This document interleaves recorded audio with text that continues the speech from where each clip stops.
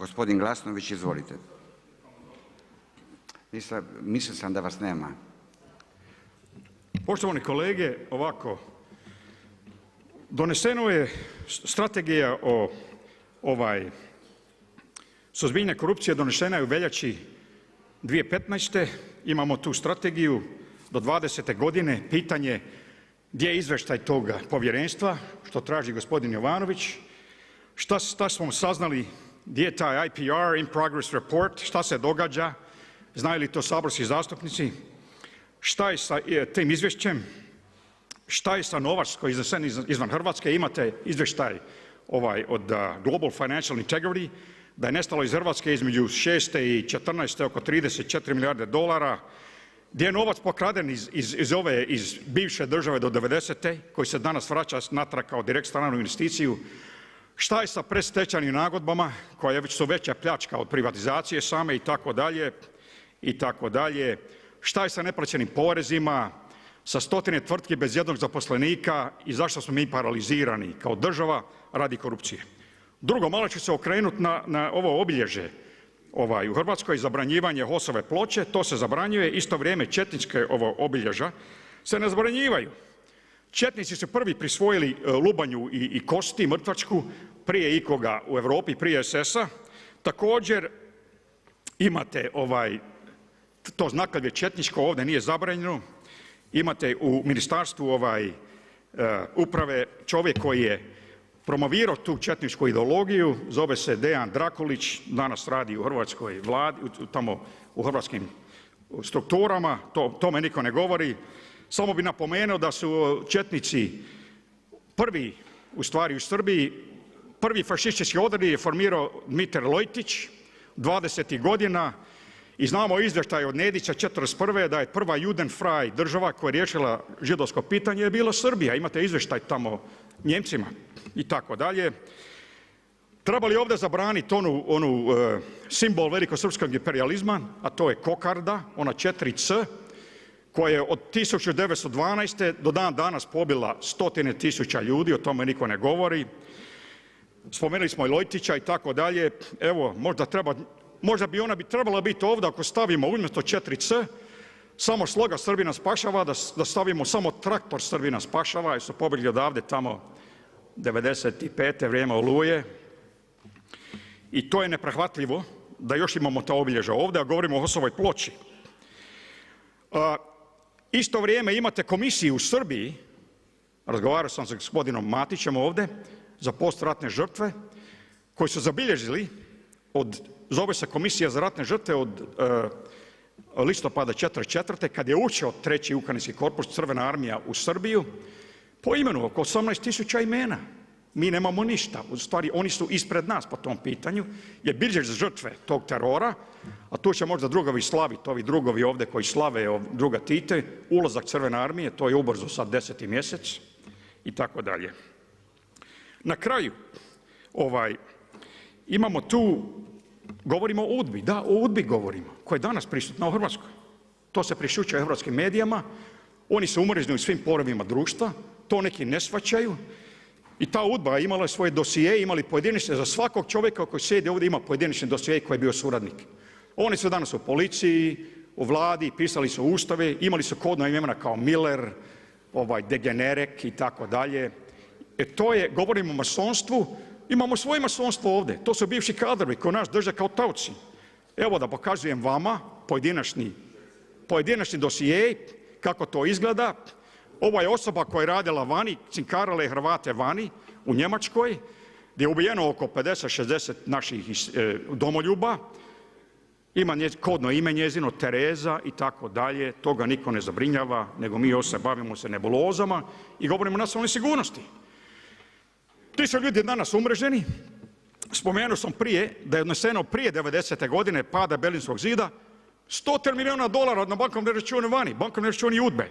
Šta radi po tom pitanju taj odbor za suzbijanje korupcije? Pratite trag novca, imate Interpol, Europol, imate tamo druge, SISES u Kanadi i tako dalje. Je čudno da ne možemo ući u tragove tog novca. Ti ljudi se vraćaju danas, otvaraju AC Marine na Jadranu i tako dalje. Govorimo o Agrokoru. Šta je sa drugim glavama? Mister Končar, mister Štrok, mister Špiljak, o tome niko ne govori.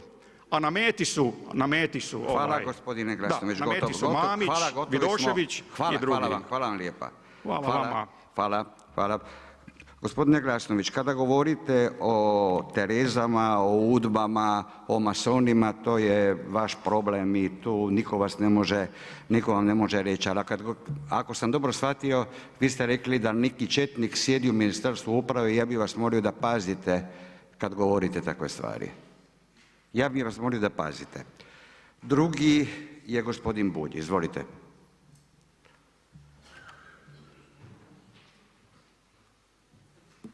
Hvala lijepa predsjedavajući, kolegice i kolege. Činjenica i svi smo svjedoci da ministar Marić Zdravko ne želi odgovoriti na pitanja koja sam jučer 2 puta i s ove govornice i sa mjesta postavio pitanje na koje nikako dobio odgovor. Da li je bio na sastanku sa Todorićem u Vladi? Datum je 26. veljače. Ne želi da odgovori, a čovjek koji je se kao ministar financija u najvećoj krizi u Republici Hrvatskoj, od kad ima u slučaju Agrokor, izuzeo i koji je cijelo vrijeme šutio i koji je se pravio da ne zna ništa, a u biti ako je ovo istina, istina je, jer ne želi dati odgovor ministar Marić. Čovjek je koji je znači vukao konce, koji je bio na Vladi. Vidimo da se postavlja samo i pitanje da li je istina, da li je bio 3.3. po uputi premijera Plenkovića išao kod Ivice Todorića samo na sastanak. I moje još jednom javno mu postavljam pitanje, jučer je iz ove sabornice otišao, kad sam mu postavio pitanje više se nije vratio. Narod mora znati da li je ministar Marić sudjelovao na sastancima kad je bio Todorić u slučaju Agrokora u Vladi, da li je se našao po zapovjedi premijera Plenkovića sa Todorićem. On ne daje nikako odgovore.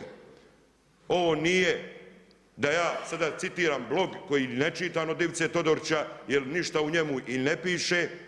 Ivica Todorić je vrijeme da kaže koliko su mu pomogli svi ministri financija koji sjede ovdje u Saboru, da li je platio porez, da li mu je bila porezna inspekcija, da li mu je pomogao ministar Marić dok je bio pomoćnik u Vladi, bivšim vladama prije što je postao zaposlenik. To želimo. Ko je dozvolio da cijeli hrvatski gospodarski sustav Todorić drži za vrat? Pa gospodine Todoriću, vidim da ste aktivni, ovo gledajte, napišite ko vam je dao mogućnost da zarobite cijelu Hrvatsku. Kako tijekom Domovinskog rata, tako i poslije Domovinskog rata. A ne obmanama, spinovima da bi opravdao sebe. I one koje želi sad prikazati kao svoje neprijatelje, u biti si prijatelj. Jer ste omogućili da dođeš u ovu situaciju i da Hrvatska danas poljoprivredno zemljište prijeti da ode u strane ruke, izvori naše pitke vode. Tko će biti odgovoran? Napiši gospodine Todoriću imena i prezimena ko ti je to omogućio. Od prvog premijera do zadnjeg premijera. Kome si ti plaćao kampanje gospodine Todoriću? Tko su tvoji ljudi u ministarstvima koji su davali subvencije i poticaje? Ko su tvoji ljudi u Hrvatskoj narodnoj banci protiv koje dignut sam ja osobno kaznenu prijavu? Ugrozili su stabilnost Republike Hrvatske gospodine Todoriću. Što su tebi omogućili da mjenice bez pokrića koristiš 10 milijardi, u promet se puštu 10 milijardi kuna. Gospodine Vujčiću, gdje si? Odgovori. Gospodine Rohatinski, ministri, di ste bivši financija? Izađite, sidite u Sabor. Šta ste poduzeli da se ovo ne dogodi? A ne spinovi preko blogova i da se priča o blogeru Todoriću i noćnim satima njegovim ili Martine Dalić ili bilo koga drugoga. Ako je ovo istina, a ja smatram, pošto ministar Marić ne odgovara na moj upit jučer dok je bio u Saboru, da je ovo istina, Vrijeme je da odgovori da li je bio na sastancima gdje je bio Ivica Todorić kad je se govorilo o slučaju Agrokora jer je se izuzeo. Zbog toga i MOST nije odgovarao. Zbog toga je preslagivanje nastalo. Zbog toga je odgovarao HNS. Vrijeme je da se kaže istina.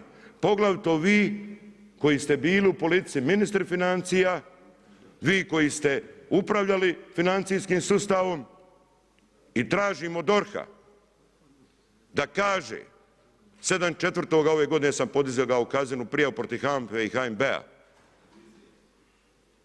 Šta su poduzeli i smjelu poduzeti?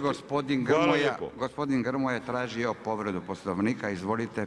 Poštovani potpredsjedniče, ja ne znam je li ovo povreda Poslovnika, ali mislim da je red da obavijestim hrvatsku javnost.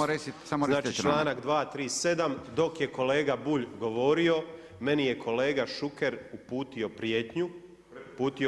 prijetnju i rekao da ću platiti zbog ovoga. Da ću platiti zbog ovoga. Ako se prepoznao, to je gospodine Šuker istina. Neki dan ste iz saborske tu svoje klupe uputili zastupnicima MOST-a poruku koji ste vi debili kada vas je predsjedavajući upozorio, rekli ste da ste nas pitali gdje ste vi bili.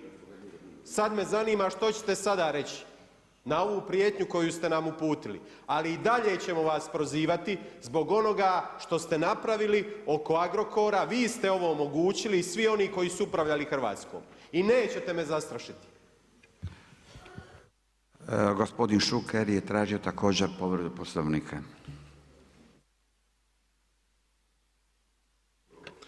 Članak 238. Zastupnik iznosi neistine. Da li je itko u ovoj sabornici čuo da sam ja rekao riječ? Da li je itko u ovoj sabornici čuo da sam ja rekao riječ? Ja vas pozivam sve kolege. Je li itko u ovoj sabornici čuo da sam ja rekao jednu riječ? Ali... Šta je poligraf? Ne možemo, ne tako, jedan po, ne, recite što god, ali jedan po prvo jedan. Nisam s vama čuvao ovce da mi govorite ti, to je jedna stvar. Druga stvar, u ovoj sabornici je došlo da optužuje ko koga stigne i ko koga stigne. Ima kolega koji imaju 10 izgubljenih sudskih presuda, ne plaćaju. Prema tome, ova država ima svoje legalne organe koji rade svoj posao. Ako ne vjerujemo da ti organi rade svoj posao, miješajte. Međutim, ovo što vi radite, kolega Grmoja, je naprosto nedopustivo, nekorektno. To što vi dobacujete cijelo vrijeme nekome drugom. Ja ponavljam, kolege i kolegice, je li itko išta čuo da sam ja nekome nešto rekao? Ništa drugo. Ja sam spreman s vama na poligraf kad god želite.